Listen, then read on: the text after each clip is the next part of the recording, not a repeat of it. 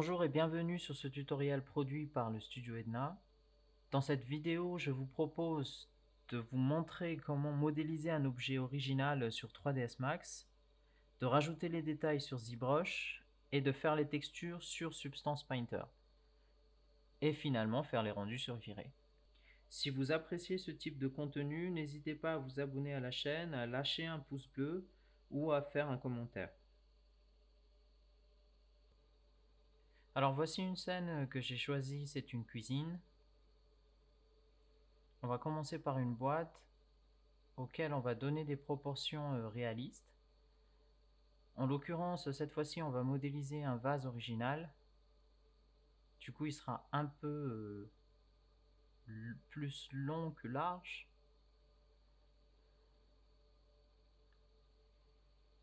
Je vais commencer par rajouter de la définition sur la hauteur, histoire d'avoir de la flexibilité au niveau des modifiers que l'on va utiliser. Et je commence tout de suite avec un band pour casser la symétrie. J'enchaîne avec un twist pour donner cet aspect un peu ellipse. Et je finis avec un taper. J'aime bien utiliser la fonction curve parce que ça donne un aspect organique aux objets.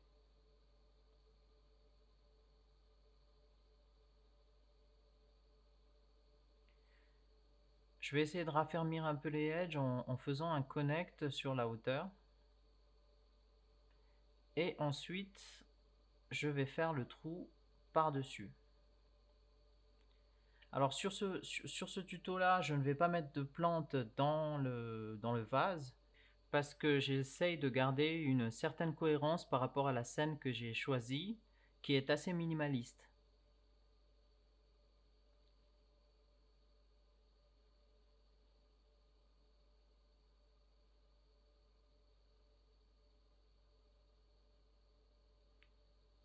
Je m'assure que toutes les bordures sont bien connectées parce qu'après je vais rajouter de la subdivision sur l'ensemble, histoire de garder les hard edges. Une fois que j'ai la base, je fais un export, je le sors de 3ds Max et je l'envoie sur ZBrush.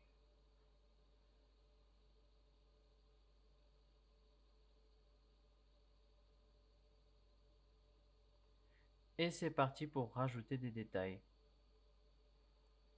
Alors je vais commencer par le transformer en Dynamesh.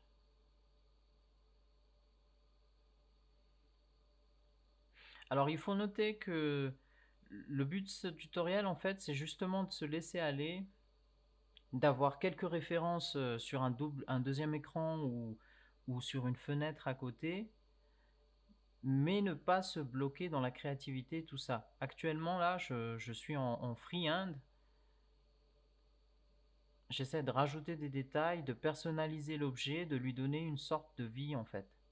Et c'est vraiment ça qui fera la différence au niveau du réalisme. Et de l'originalité bien sûr. Alors là je vais rajouter quelques petits détails avec un clay build-up. Ensuite je vais écraser les edges parce que finalement je trouve qu'ils sont trop durs avec un trim dynamique.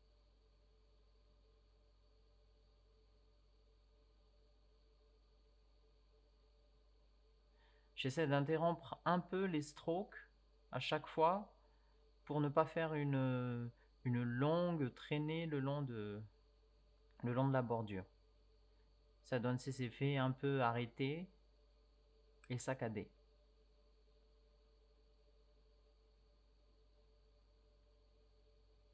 Je continue par là.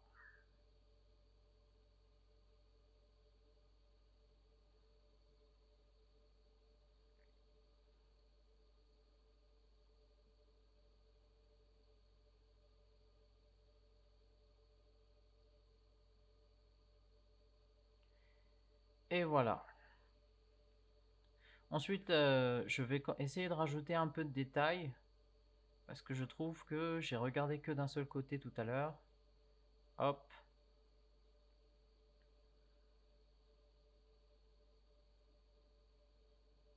Alors toutes ces idées peuvent vous venir de références, hein, et vous n'êtes pas obligé d'avoir la même référence C'est-à-dire le même objet vu de trois angles différents. Le mieux, ce serait même d'avoir plusieurs objets différents et de prendre inspiration sur chacun d'entre eux. Vous prenez ce qui vous plaît et le mieux ce sera.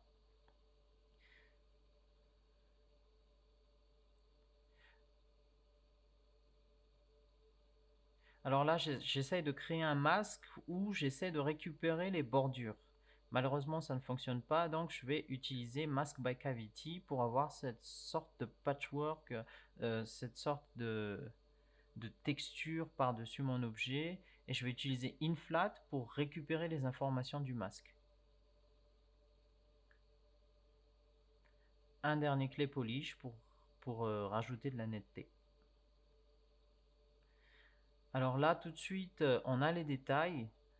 Pour finaliser un peu, mais je pense que ça ne se verra pas, je vais rajouter un peu de noise, toujours en utilisant un mask plus inflate. Voilà.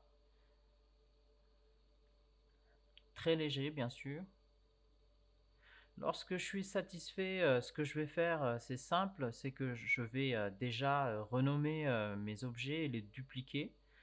Le concept, c'est d'avoir un mesh en high poly qui conserve tous les détails et un deuxième mesh auquel je vais donner une nouvelle topologie avec beaucoup moins de polygones, ce qui va me permettre de le déplier. Je garde les deux bien sûr, et une fois le mesh en low poly déplié, ce que je vais faire, un instant, hop. Alors là, la technique de dépliage en fait, c'est que je crée des polygroupes. Ensuite, j'utilise le plugin UV Master et j'active la fonction polygroup. Et c'est tout bête, il n'y a pas besoin de faire des sims à gauche ou à droite. Ça prend 10 secondes et vous avez déplié votre objet. Ensuite, je vais faire un peu de décimation et malheureusement, ça va supprimer tous les noises que j'ai rajoutés tout à l'heure. Par contre, ce sera beaucoup plus fluide lorsqu'on va passer à Substance Painter. Ah, finalement, mais quelques-uns de la surface est resté. J'exporte les deux objets, celui avec les UV et celui avec les détails. J'ouvre le mesh low dans Substance Painter et je bake le mesh high.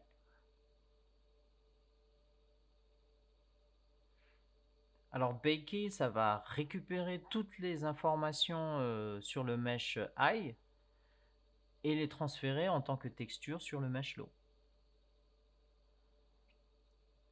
Moi, je m'embête pas pour l'instant. Je vais aller récupérer des matériaux prédéfinis sur Substance Painter. Je trouve qu'ils fonctionnent très très bien.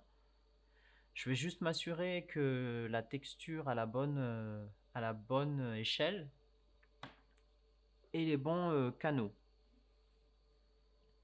Une fois que je suis satisfait,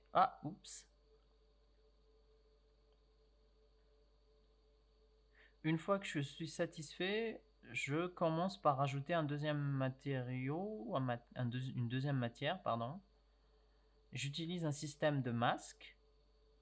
Je mets d'abord un black mask pour effacer toute la texture. Ensuite, par-dessus, je rajoute un générateur qui me permet de bénéficier des informations des textures bakées, c'est-à-dire notamment la curvature et la thickness. Par-dessus, je vais rajouter un matériau or auquel je vais rajouter un générateur de type métal qui va aller détecter tous les bords. C'est dommage qu'il n'y ait pas le même dans ZBrush. Si ça se trouve, ça existe, n'hésitez pas à le mettre en commentaire. Hop. Alors moi, comment est-ce que vous pouvez dire que vous êtes satisfait de votre création? Déjà, c'est que vous avez observé votre scène et vous savez à quoi ça ressemble. Ensuite, il faut tester. En général, il faut tester. Il ne faut pas se dire que ceci est moche et ça ne va pas fonctionner. Le mieux, c'est de tester et de se rendre compte sur le tas. Alors, je vais fermer maintenant que j'ai exporté les textures et que j'ai mon mesh low poly.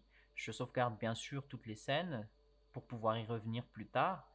Je réimporte l'objet lot dans 3ds Max. Hop, je supprime mon objet de modélisation à utiliser à la base.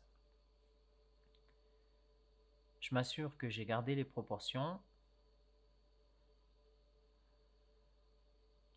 Finalement, je vais en mettre 2. Parce que je trouve que, vu comment la forme est intéressante, j'appelle ça un happy accident. Enfin, beaucoup de personnes appellent ça des happy accidents.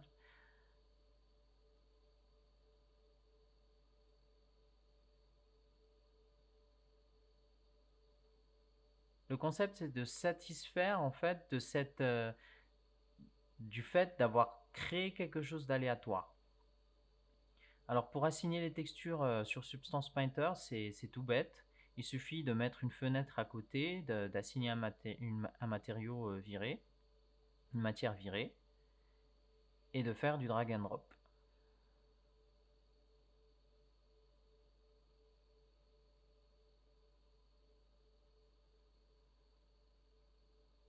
Et normalement, ça devrait être OK.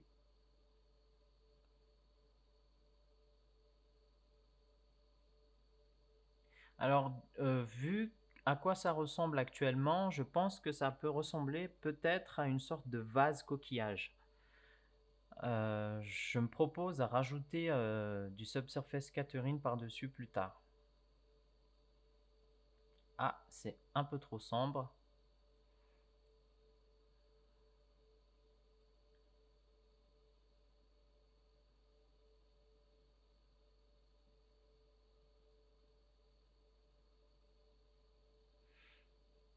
Je vais rajouter une color correction où je vais augmenter un peu la luminosité.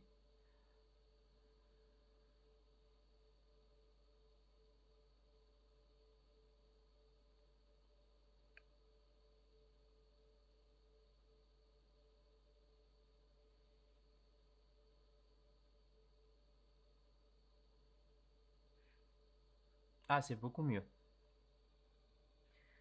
N'empêche qu'il manque tout de même quelque chose, du coup je vais rajouter du subsurface scattering en utilisant un blend material.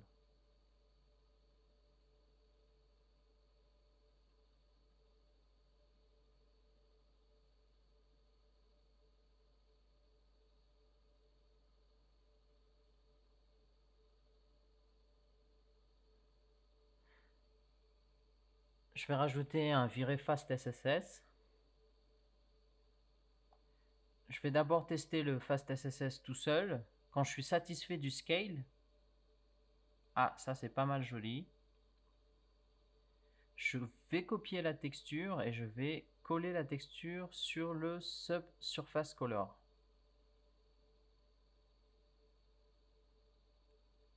Ça va me permettre d'avoir les informations de diffusion intra-mesh. Et ce qui est cool, c'est que je vais aller récupérer ma texture Metalness, qui a les informations sur les zones en or, entre guillemets. Et je vais l'utiliser comme masque. Ah, je crois qu'il va falloir l'inverser parce que si on l'utilise comme ça va pas le faire. Hop, je rajoute une color correction et je fais un invert. Et hop, génial. Comme ça me permet de garder les zones dorées bien solides et l'intérieur du coquillage avec cet effet assez organique. Je fais quelques petits tweaks de placement. Il ne faut pas hésiter à essayer tous les placements possibles parce que c'est ce qui permet d'obtenir cette composition qui fonctionne et qui satisfait. Bon, et bien voilà. En récapitulatif, créer un objet soi-même, ce n'est pas aussi compliqué que soi. On n'est pas obligé d'aller passer des heures à regarder sur Internet. Parfois, il suffit de 2-3 références et de 45 minutes pour être satisfait de ce qu'on a. Et de toute manière, vous pourrez toujours l'utiliser sur d'autres projets que celui sur lequel vous l'avez déjà mis. Ça vous permet de vous créer une petite bibliothèque personnalisée avec des objets qui sont très originaux. En final, l'astuce, c'est de ne pas du tout brider votre imagination, de laisser libre cours à votre créativité. Les méthodes que je vous ai montrées tout à l'heure vous permettent en 45 minutes, parce que c'est le temps de la vidéo d'origine, de créer un contenu qui, je suis sûr, pourra vous satisfaire. Concernant mes paramètres de rendu viré, j'utilise une base progressive pour le calcul et un combo brute force light cache, rien de bien compliqué. En tout cas, si vous avez aimé ce type de vidéo, n'hésitez pas à nous le faire savoir et abonnez-vous à la chaîne ou lâchez un pouce bleu. Sur ce, je vous laisse sur ce rendu et je vous dis à bientôt pour d'autres tutos.